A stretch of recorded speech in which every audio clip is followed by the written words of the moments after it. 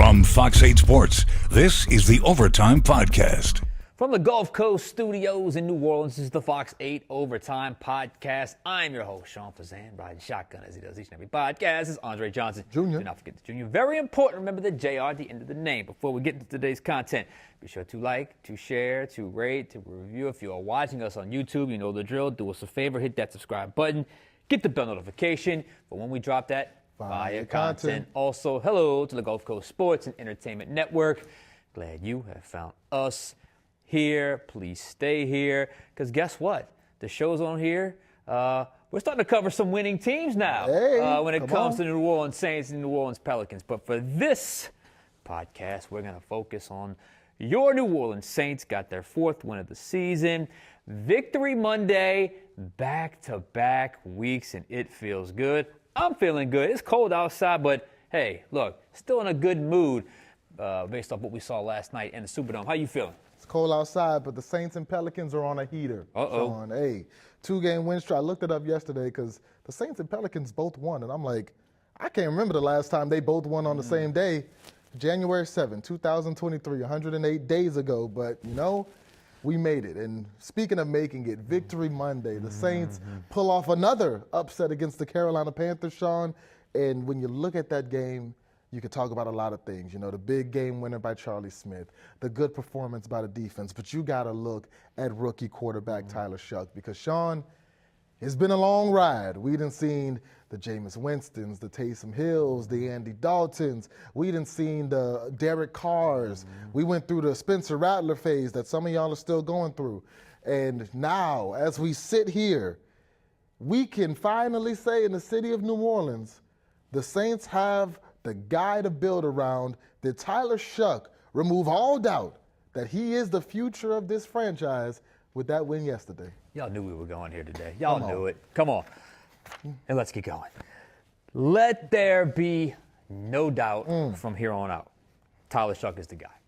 Tyler Shough is the guy going forward. Look elsewhere in your mock drafts. The quarterback box has been checked off. His coaches believe, his teammates believe it. Don't believe our word for it? Listen to theirs right now. Yeah, just phenomenal performance. You know, when your best is needed, he showed up. And so, obviously, he made some big-time plays. I thought, from a pass game perspective, his last couple drives, I thought receivers were dialed. You know, Vele goes down, and Kevin pops in there and makes some plays. And so, I thought it was big time. Like I said, I played college with him, and I was just telling someone on the sideline, I think Kool-Aid, I seen Tyler in these moments, so it really don't surprise me. I like him in these moments. I bet the bank on it. So it just give me chills knowing that him, my rookie class, and I played ball with him before, so it's like it's a good feeling just playing with him. Just having that trust in us, especially at the quarterback position. Like I said, I had that drop, and he kept coming to me the next drive. So just him being fearless back there, taking those hits. Like I said, it's an NFL league, or it's a contact league. So I'm glad he was able to get up from that and bounce back and just deliver the ball. I feel like he's doing a great job. Tyler Shough, man, he building, man. Every week I can just tell he get more comfortable. He just starting to look like that guy. You know what I'm saying? Yeah. Man, all power to Shough, man. He doing whatever he doing. We got to get him to keep doing it. Man, what I've been saying the last 3 weeks, he's growing at a rapid pace. Love to see his growth. Like to see how the offensive line was able to stall out and become really, really strong in the end. This is probably the most penalty game I think I've ever seen in my life on both sides of the ball, so we have plenty of things we can clean up in the last 3 games. All right, Andre, you heard it. I mean, that's real, that's raw, that's a complete understanding of what just happened. So let's go there. Sunday was the latest piece of evidence that you can now collect to say with the overall certainty Tyler Shough is the guy. Understand what Tyler Shough did against the Panthers. A playoff contending team atop the division with everything to play for. The Saints, the opposite end, bottom of the division with nothing to play for. Oh, by the way, the Saints had no Alvin Kamara. They haven't had Rashid Shaheed for a long time. They haven't had Eric McCoy for a long time. Then in Sunday's game, they lost Cesar Ruiz, Devon Vele, and Devin Neal. It didn't matter. Shough still found a way. You mean those aren't Shough excuses? still found a way. No excuses. When those guys went down, Shough's play went up. You love this word. He what? He elevated. He elevated his guys in the absolute time he had to do it. In the absolute have-to-have-it moment, he was there, and he smoothly and calmly led his team to victory. There's a word for that. Actually, it's two. Franchise quarterback. Franchise quarterback. That's what they do. They offset deficiencies elsewhere, and they elevate not just in the middle of the first quarter, but in the biggest moments of the game. The final two drives, Shough was fantastic. He was absolutely fantastic. The defense got the stop they needed, and they go back. This is the game-tying drive. He goes 6 of 7.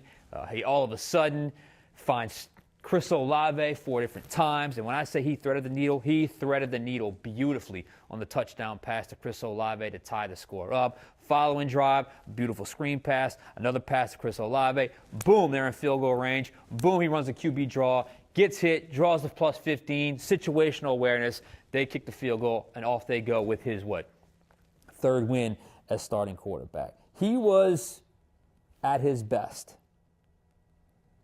when his team needed it most for 2 weeks now. This is back-to-back weeks, back-to-back elevated performances, back-to-back elevated performances in the division. This is huge, Andre, because who do you play the most? You play the teams in your division. I was excited for Shough last week. Now, he is in there. We have cemented his role. And yesterday, there was a new evolution to this. And it's Tyler Shough has obviously shown he can be the guy. And what you're seeing now is a head coach / play caller that understands Tyler Shough is his guy, and you're starting to feel that young offensive play caller finally get into rhythm because he finally has the confidence in that guy. So now, last week I was excited about Shough. This week I'm excited about the duo of Tyler Shough and Kellen Moore. I think that's a very important development in this whole process because we've seen around here the best path to a Super Bowl is to have a genius play caller and a really Hall of Fame quarterback. Now, I don't know if Kellen Moore qualifies as a genius play caller yet, and I don't know if Tyler Shough's going to be a Hall of Famer. But I do know those two have to be in synergy for it to happen. It's the only blueprint we've seen around here work. So if this is the start of that, that gets me excited. Speaking of excitement, there is now a genuine excitement in the fan base. There is a genuine excitement for those of you listening right now. And I'm not sure the last time they've truly felt that, other than maybe week 2 of last year. It has been a long time since they have felt that genuine level of excitement and optimism about what could be with this franchise going forward. This year has been an interesting year. It's been a lot of baby steps. We talked about that. And almost too many baby steps. It's been a long journey. And when you have challenges at the beginning of the season, that season can really drag. It really feels like that sometimes. But they've stayed the course. They've now found their guy. And now you're starting to feel the seeds of momentum building for not just finding your franchise quarterback, which I think they have, but also building seeds for the future. And, okay, I'm envisioning this franchise quarterback with this type of talent around him and where this franchise can go with a young play caller who has struggled this year, but I think has turned the corner the last 2 games. We had a podcast about that. It's a feeling in the Who Dat Nation, in the fan base of, I can't wait till next year. And I'll be honest with you, up until Sunday, I'm not sure they felt that. To this extent. That's why, Andre, winning matters. That's why winning matters. I understand the draft stuff. I understand the draft picks. That's gone. But look, this is why winning matters, because now you have momentum. Now you have a feeling. Now you have a belief. And now you have a genuine excitement about what this franchise could become. And I'll just leave it with this. You and I both were high on Shough. I was very late to the party on Tyler Shough in the pre-draft process. I didn't really hear about him until the Senior Bowl, and even then, I didn't hear the Saints were on him until later in the draft process, and that's when I really started to play catch-up. And I was excited about him. I was excited about him in minicamp. I was excited about him in training camp. My point to you is I was high on Shough, but I have to say, and this is honest, he has surpassed my expectations. I mean, he has been thrown into some very difficult set of circumstances, and week in and week out, and for these last couple of weeks, he has been the biggest reason why this team has won games. It's obviously not all one player, but when you have that guy, everything else seems to just put everything else at ease. And I think right now you're seeing a franchise getting more and more belief that they have the most important position checked in the building. So final grade.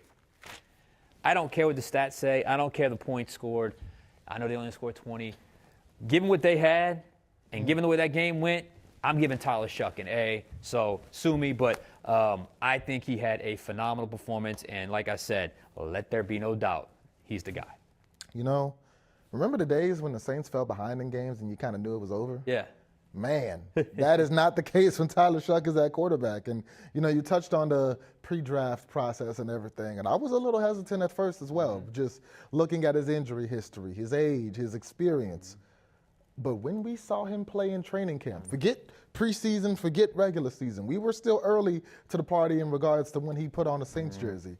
When we saw him play in rookie camp, and OTAs, in mini camp, in training camp, all of that, and we're seeing a lot of the same things that we're seeing now, we said, the Saints might have them one. They might need to roll with that guy early. They didn't. We'll get to that one day, I'm sure. But for now, the two words I've been saying, you touched on one of them, elevate and overcome. It's easy to use a lot of the things that Tyler Shough is experiencing as an excuse. We saw it with his predecessor. Oh, it's a patchwork offensive line. Oh, all of his receivers are hurt. Once again, you mentioned it. Cesar Ruiz went down. Backup at right guard. You got a backup center. You got a rookie at left tackle and a second-year player coming off an injury at right tackle. You got a backup left guard in. You got Rashid Shaheed traded. Brandon Cooks released. Right, I forgot about Brandon, yeah. Exactly. Devon Vele, who Tyler Shough really was vibing with, and it was starting to seem like that's his go-to target. Devon Vele gets hurt. And you're bringing in Kevin Austin Jr. to go with Chris Olave. You finally get a running game going with Devin Neal after Alvin Kamara and Kendre Miller get hurt. Devin Neal goes down. So you've got Kevin Austin Jr., you've got offensive linemen who you guys couldn't name 6 weeks ago in the game that are playing meaningful football. You've got Austin Esteem and Evan Hull, two guys who y'all didn't even know were on the roster probably before last week. And Tyler Shough takes all of that and overcomes a double-digit deficit against a 7-win team that coming into Sunday was in the playoffs and wins the game. I mean, what more do you need to see? You know, just the way that the last drive, the game-winning drive was great. But the drive before that was fantastic. 7 plays, 78 yards in 2 minutes. Effortless, flawless. And it gave me a feeling that I haven't felt watching the Saints in a while. And I know y'all probably haven't felt watching the Saints in a while. When Bryce Young had that ball and was driving to potentially win the game for the Panthers in 5 minutes, I said, if Tyler Shough gets this ball back, it's over. They're winning, yes. They're winning this game. He was in the zone. When's the last time that this city could say with confidence, boy, if you give us that ball back, our quarterback going down the field and winning that game? Probably since number 9. Been a minute, yeah. Exactly. And then after the game, he's talking on the field and he's talking about, oh yeah, I see him. We chopper styling out there. What did number 9 say? If you love this city will love you back.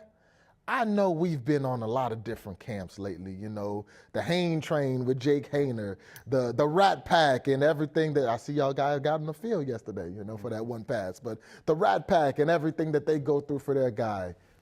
But Shough Squad, y'all guy, Tyler Shough, He's the one, and it's time for this city to embrace Tyler Shough because I think that he has proven that he's the future of this team. The way that he's building on each performance, the way that you see him growing from the first Tampa game to LA to Carolina to Miami to the second Tampa game, and now doing this against Carolina. 3 wins against 3 teams with winning records. Derek Carr only had 2 wins against a team with a winning record the whole time he was here. The things that he's doing in this division, the things that he's doing against teams that are in the hunt to be, playoff competitors, like, it's incredible. And the fact that he looks so poised for a guy who's only played 6 games. I mean, I don't know. If you don't think Tyler Shough is at least the guy moving forward, I don't know what more you need to see. Winning, check. The numbers he's putting up, check. The competition he's playing, check. These are winning football teams in the Panthers and the Bucks. To me, he's shown everything that you need to see. He's scoring points. You saw the 24 last week. You saw the 20 this week. So all props to Tyler Shough. You gave him an A. I think you're a little bit of a tough grader. I'm giving him an A+. Okay. All right. Well, we're both high on Tyler Shough. I think that's pretty obvious. And I think what transpired Sunday basically removed the doubt. And basically, I don't know how the rest of the 3 games are going to go. I look at it now. I think it's 3 winnable games. I mean, who knows what could happen? If they could win out, boy, wouldn't that be such a crazy sort of feel to put a bow on this crazy season with the twists and turns that they have gone through. But I think I think now, they were probably on board before. They're definitely on board now. And look, he's playing his best in the biggest moments. And in each week, what he's had to work with in those biggest moments have gone down each week with the availability of certain players who is or is not available. So I'm not sure what else you can ask for. And you said something that was very interesting. You said, it's only played in 6 games. That's what stands out the most. What you're seeing with Cam Ward, what you're seeing with Jackson Dart, what you're seeing with Shedeur Sanders, that's how it normally goes with a rookie. Yeah. There are high highs, there's low lows, it's a little sporadic, it's a little boom or bust, you're not quite sure they know what they're doing just yet, they're just kind of feeling their way through it. What you don't normally see is what you're seeing with Shough, which is a very poised. You don't see the peaks and the valleys, you don't see the up and down emotion. And you see a level of steadiness, even when they're not lighting up the scoreboard, a level of steadiness that I think has really, it's rare for a rookie, and I think that's the thing that's probably convinced him the most. Because if he's had a typical rookie year, like a Cam Ward or Shedeur or Jackson Dart, they probably would still be on board. But he's gone above and beyond, at least that crossing that threshold. That's why I said, I was high on him, but he has surpassed my expectations because I was expecting a little bit of up and down nature when he found his footing. Remember, we had the podcast when they finally switched to Tyler Shough. I said, well, how much of a grace period is he going to need? He needed a quarter. That was it. I thought it was going to be like a 3 or 4 game kind of let him find his footing, and by maybe this point in the season, he can elevate and be successful. But no, it's been pretty sudden. It's been pretty instant, and it's been the best thing about it. And I would love to know if that's something that they were even expecting. Like, because you got to have a realistic feel for all this stuff. But the fact that he seems to already be there mentally is certainly a plus. And that's why right now, his age is not the detriment. His age is obviously maybe his biggest asset right now as a player, as a rookie quarterback. The fact that he's 26, you can clearly feel his maturity. And you can feel the locker room also. No doubt. You heard it earlier. Exactly. You hear how they're talking about Tyler Shough. They're talking about Tyler Shough like they know they've got one of those guys. And, you mentioned the rookie class. I was talking with my friends this morning. If you ask me, I would think Tyler Shough's rookie of the year. Yeah. I mean, you look around the class, Shedeur, Cam Ward, Tyler Shough's been better than them in 6 games. Ashton Jeanty, Vegas is a horrible place to be right now. It's very tough for him, but Ashton Jeanty hasn't had the performances that maybe you think. Travion Henderson, he's been starting as long as Tyler Shough. I mean, you look at Teteroy McMillan and Emeka Egbuka, both of them have been inconsistent, but Tyler Shough, from the day he touched cleat to turf, has been impressive, and he's winning games that he's not supposed to win with a team that he's not supposed to win with. I mean, how many times earlier this season did we just say, this team doesn't have enough talent, this team doesn't have enough talent? And since those days, they've lost talent. I mean, you've got no Shaheed, no Cooks, no AK, no Kendra, no Devin Neal. The offensive line is banged up. Taysom is a shell of what we've seen him be in the past. And yet what happened with the win total? It's going up. Once again, he's not beating down on the Titans and Jets, although he might be doing might beat them this week. in the next 2 weeks. He's beating down on divisional teams. He's beating down on teams when he played the Bucks. The Bucks were in first place in the NFC South. Panthers take first place in the NFC South. He's beating them too. These are all upsets. These are all games that you look at and you're saying a rookie quarterback is not supposed to win. And not only is he winning them, he's outperforming these other quarterbacks. Correct. Yesterday's game came down to Tyler Shough versus Bryce Young. Our guy is better than your guy. Because Bryce Young had opportunities. Bryce Young had the lead late. Bryce Young had the ball in his hands with plenty of chances to put that game away to where Tyler Shough couldn't come back. The first time around, it was the other way around. Bryce Young had the ball in his hands with plenty of opportunities to come back and win the game like Tyler Shough did yesterday. And the Saints were begging Bryce Young to do that because they were taking away the run. Bryce Young both times couldn't get it done. Both times in two situations, holding on to a lead and moving the ball and killing clock the first time, and being down and making all the plays you need to make the comeback the second time. Tyler Shough was better than Bryce Young. He went blow for blow with Baker Mayfield, who was in the MVP discussion earlier this year.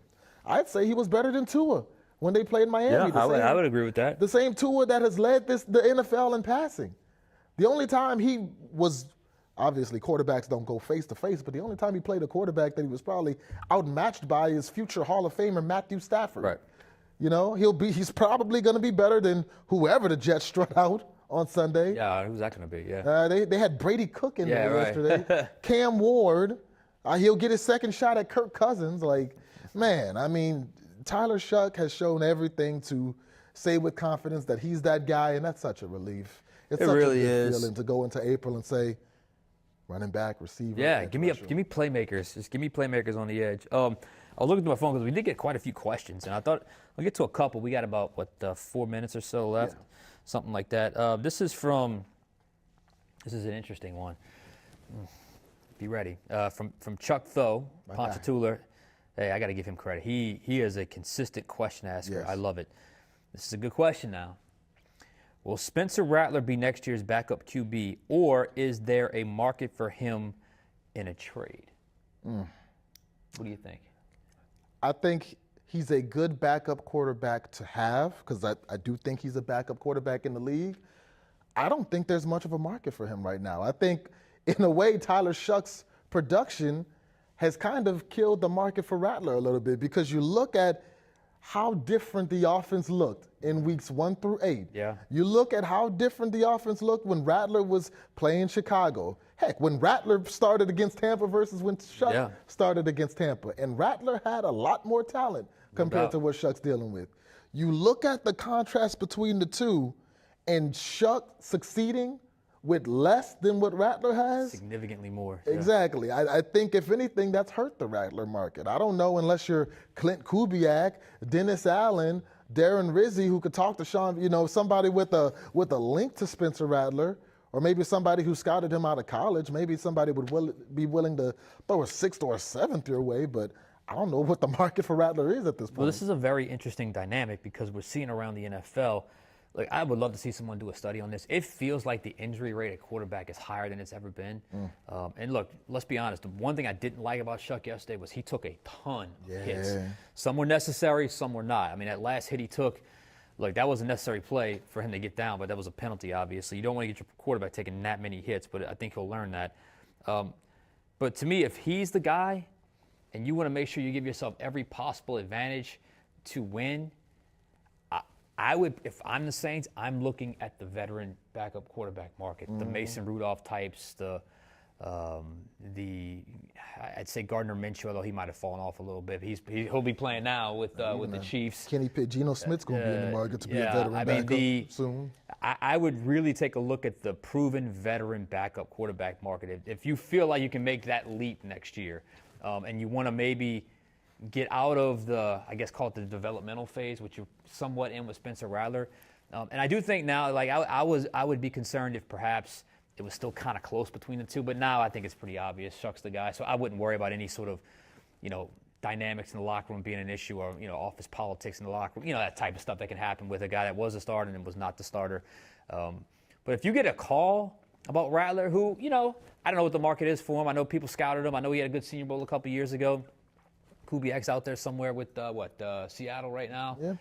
I guess if you get a day 3 pick, I would trade him. Just get one of these veteran backups that's proven to win games. Because if you get some kind of injury and your quarterback's out for 4 or 5, 6 game stretch, you just want somebody that's good enough to come in there and give you 500 play. So that's a good question by Chuck, though. Stay tuned with that, because that could be something that could come up. This is from Joshua Gus and Gentilly. We got about a minute and a half left.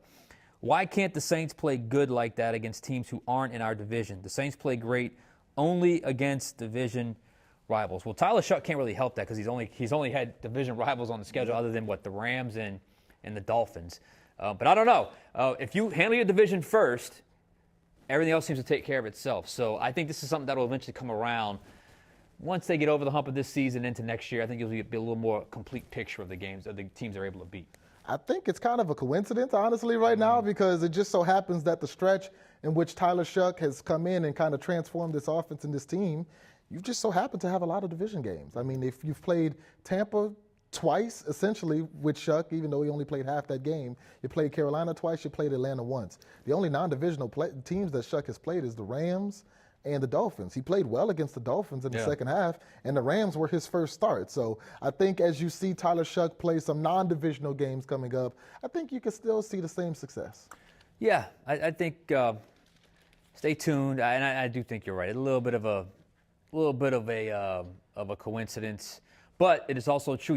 You're built to play within your division. That's why, like they say, throw the records out the window when they meet up. All right, we got to get out of here. Enjoy your victory Monday. Enjoy these good vibes around Christmas time. Andre Johnson Jr., Sean Vazan. We'll catch you guys next time on Overtime.